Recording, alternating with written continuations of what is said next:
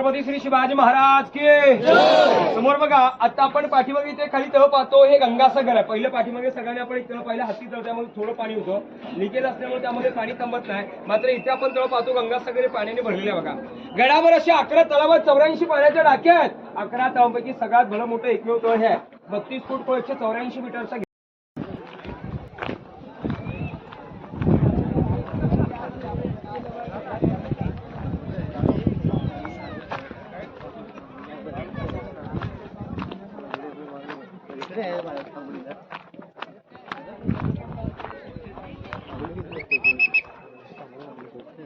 आंघोळीसाठी चालायचं, बाकी काय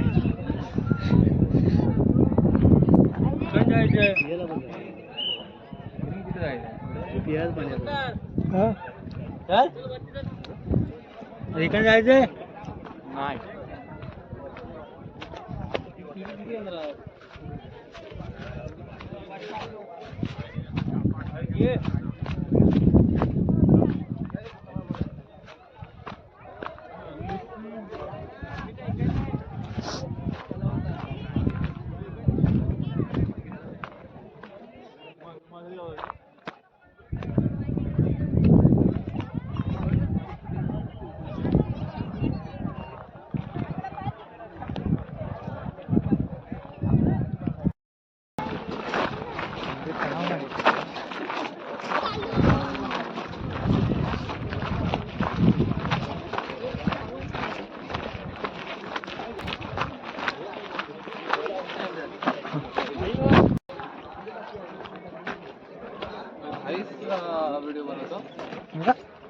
नंतर बोलतो की हा नंतर बोलतो, पण अजून टाकलाय नाही मी बोलण्याचं.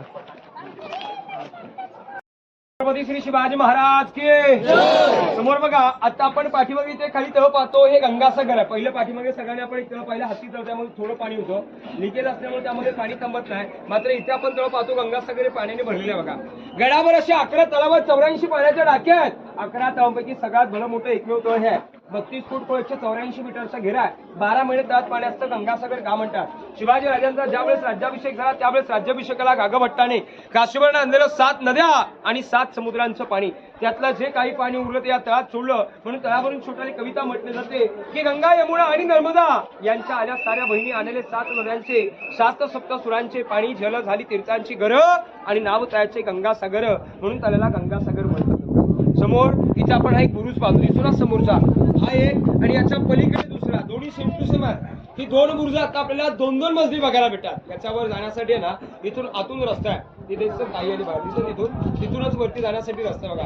हे आता 2 बुरुज, हा आणि याच्या पलीकडे 2 बुरुज दोन्ही सेम आहेत. ही बुरुज आता आपल्याला 2-2 मजली बघायला भेटतात. हीच बुरुज पूर्वी ही एकावर एक अशी याच्यावर 7 मजले होते बघा. 7व्या मजल्याच्या कुठपर्यंत असेल कल्पना करा. याच्यावरचे जे 5 मजले होते हे लाकडाचे होते. 1818ला ब्रिटिशांनी ज्यावेळेस तोफांचा मारा केला त्यावेळेस हे मनोरे 11 दिवस जळत होते बघा. आज रोजी आपण पाहिलं तर हे मनोरे 2 मजले फक्त बघायला भेटतात. मनोरे विजंत म्हणतात. शिवकालीन राजांच्या राण्या आणि राज्य घराण्यातील स्त्रिया धुपाच्या वेळी याच्या आतमध्ये हवा खायला असे. महाराज कोणत्या गडावरनं गड किल्ल्यावर जिंकले की आता जो 7वा मजला होता त्याच्या 7व्या मजल्यावर भगवा झेंडा लावायचे. आजूबाजूचे गाव गड किल्ले गावांची लोक आहेत, यांना वाटलं पाहिजे शिवाजी राजे कुठेतरी जिंकून आले, म्हणून याला मनोरे आणि विजयस्तंभ म्हणतात बघा. एक लाईन मध्ये वरती आपल्याला खिडक्या दिसतील, पलीकडे दिसतात समोर भरपूर सारे एक लाईन मध्ये खिडक्या, यांना टेहनी बुरुज म्हणतात. याच्या आतमध्ये पलीकडच्या बाजूला राजवाडा, दिवाणीम दरबार, सिंहासन पुढे आपण बघायला पुढे नाही. इथून आतमध्ये बाली किल्ला आहे. हे बाली किल्ल्याच्या समोरच्या बाजूला नाही तर बॅक साईडच्या पण अशा खिडक्या आहेत, याला टेहनी बुरुज म्हणतात. चोरी, लपाडी, गद्दारी, फितुरी कोण करायला त्याच्यावर पहारा ठेवण्याचं ठिकाण आहे बघा. इतिहासाचं 34चं पुस्तक पाहिलं ना सगळ्यांनी? त्या 34च्या पुस्तकाच्या पहिल्या पेजवर जो फ्रेम मध्ये फोटो दिलाय ना तो रायगडाचा इथलाच दिलाय बघा. ही बुरुज हे खिडक्या आणि ही बुरुज यांचा जो स्पर्श होतो ज्या तळ्यामध्ये पाण्यात ते या गंगासागर तळ्यामध्ये बघा. ज्या वेळेस आपण समोरच्या बाजूने गंगासागर तळ्याचं तिकडनं येतो ना तेव्हा याचा स्पर्श पूर्णपणे आपल्याला त्या तळ्यामध्ये बघायला मिळतो. आता इथून आपण तिथूनच आलो असतो मगाशी, मात्र तिथं काम चालू असल्यामुळे तो रस्ता बंद केलाय, त्यामुळे आपण इकडनं उरून आलेलो बघा. हे गंगासागर तळ्यामध्ये या खिडक्यांचा या बुरुजांचा स्पर्श होतो बघा.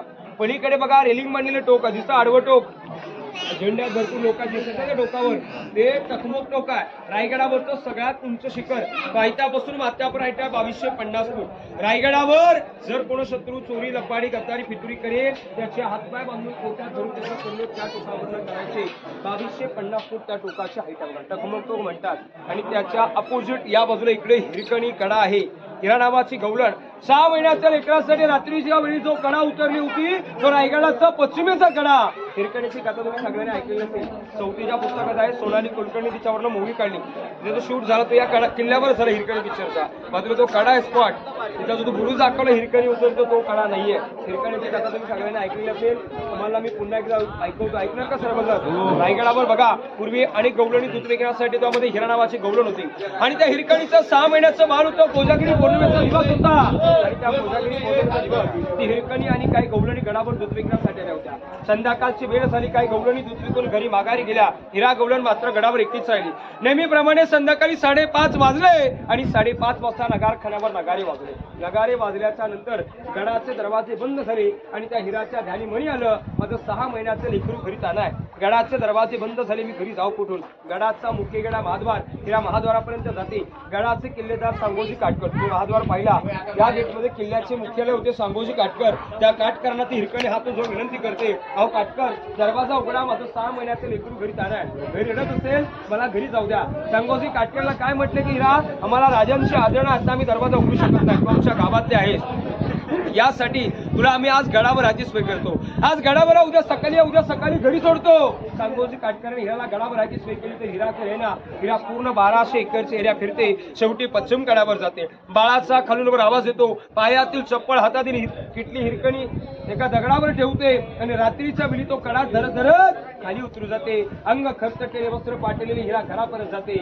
माय ममतेने आपल्या लेकराला पालण्यातून बाहेर काढते, मांडीवर घेते आणि रडत बसते. दुसऱ्या दिवशी सकाळी पहाटे नगारखान्यावर नगारे वाजतात, गडाचे दरवाजे उघडतात. काटकर गेटला वाट पाहतात. हिरा आत्ताची हिरा मगरची हिरा काही येणार. काटकर येऊन ही बातमी राजांपर्यंत दरबारामध्ये पोहोचवतात. शिवाजी राजे 2 शिपाई पालखी घेऊन ताबडतोब तिच्या घरी पाठवतात आणि 2 शिपायांना गड शोधायला लावतात. 2 शिपायांना पालखी घेऊन घरी का पाठवतात? कारण ते हिराचं 6 महिन्याच्या घरी त्याने बाल आहे, ते घरी रडत असेल, ते भोका असेल म्हणून त्याला गडावर आणण्यासाठी गावामध्ये पालखी पाठवतात आणि 2 शिपायांना गड शोधायला लावतात. तर 2 शिपाई जे हिराला शोधण्यासाठी गेले होते त्या 2 शिपायांना हिराची चप्पल आणि किटलीच्या कड्यावर भेटते. 2 शिपायांना हिरकणी घरी भेटते. हिरा घाबरते, महाराज मला काय शिक्षा देतात? म्हणून हिरकणीला पालखीत बसून गडावर आणली जाते. राजा हिराला काय शिक्षा देतात पाहण्यासाठी दरबारात काही लोक उपस्थित झालीत. शिवाजी राजाने हिराला विचारलं, हिरा कुठून खाली उतरलीस? कडा आम्हाला दाखव. हिराने पश्चिम कडा दाखवला. राजा मी या कड्यावरून खाली उतरले. राजे हिराला काय म्हटले?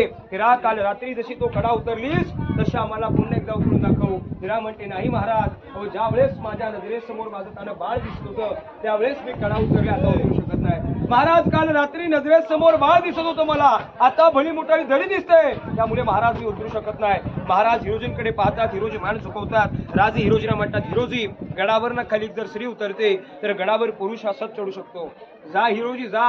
अहो तो कडा तासा कड्यावर बुरुज बांधला आणि बुरुजाला लावू द्या हिरकणी बुरुज. हिरोजीने कडा तासला, कड्यावर बुरुज बांधलं आणि त्या बुरुजाला लावू दिला हिरकणी बुरुज. म्हणून हिरकणीवरून छोटाली कविता आहे की राय गडावर खडे पसरले, राय गडावर खडे पसरले शिवरायांच्या पायी आणि ती चंबास माणिक मोठी दुसरी दौलत नाही. बाळाचे 8वे झाले, बाळाचे 8वे झाले, ती माय माऊली वेडी पिसी आणि कडा उतरुणी धावत जावणी बालाला ती घे कुशी. आतुलतेने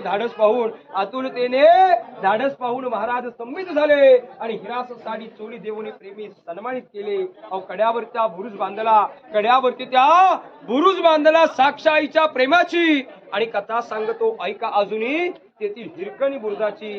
कथा सांगतो ऐका अजूनही तेथील हिरकणी बुरुजाची. शिवकालीन माता कोणासाठी? लेकरासाठी रात्रीच्या वेळी कडा उतरले आणि आजकालच्या काली स्त्रीला कुठे रात्र झाली? पहिले फोनवर कॉन्टॅक्ट करेल, हॅलो फ्रीज मध्ये दूध आहे, बाळाला पाजामी उद्या सकाळी येते. शिवकाली हिरकणी बाळासाठी तो पश्चिमेचा कडा उतरली म्हणून त्या कडेला हिरकणी कडा म्हणतात जातात. तर बोला छत्रपती श्री शिवाजी महाराज की जय. आता आपण पालखी दरवाजाने पालिकेला जाणार. सगळ्यांना पुन्हा एकदा माझी विनंती आहे की सगळ्यांनी थोडं फास्ट चला, कारण आपल्याला भरपूर बघायचंय आणि सगळ्यांनी सोबत थांबा. चला.